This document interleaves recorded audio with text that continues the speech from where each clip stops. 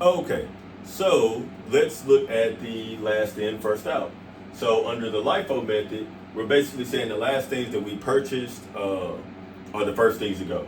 So I'll just come up with something really quickly. We had a guy who came in and he bought uh, 400 units, right, of what we're selling. And we're using the last in, first out approach. So if we wanted to calculate that cost of goods sold, or the inventory and the cost of goods sold actually for what we have, since we're using the last in, first out approach, the last purchase that we have is here for 200 units, right? So what we'll have is we'll have 200 units.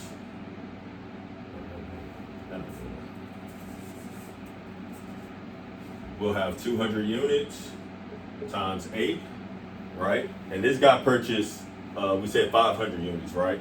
So he's going to get 200 units times 8. He's going to get 100 units times 9.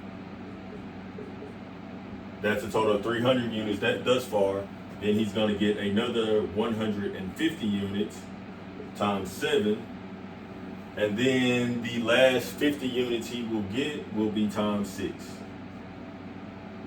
So what we would do is to calculate our cost of goods sold amount, and then the amount that we have remaining in inventory. We'll take this 200 by 8, which is 1600. We'll take this 100 by 9, which is 900. We'll take this 150 by 7. Why did I do this to myself? 1500 minus 450. There's another 50.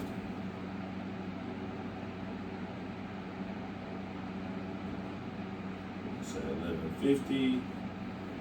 And then we have 500 by 50 by 6, which will be 300, right? So the total amount of units that he purchased was 500 units. We have various different prices, and the total price amount that we came up with was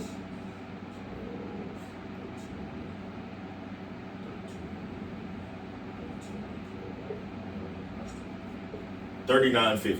So we have 500 units for a total of $39.50 using the last in, first out method.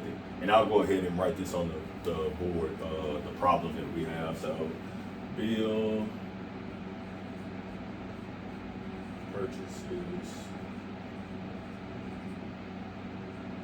500 units.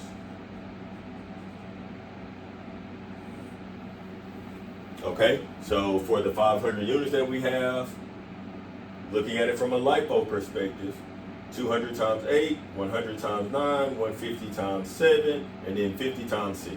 And that gets us to $39.50 for LIFO. So for each of these methods, the ending amount is going to be different. So the way we would do this is what we sold. So what we do is we come here, we debit our cost of goods sold for $39.50. And then we credit inventory because we have to take the amount out of inventory.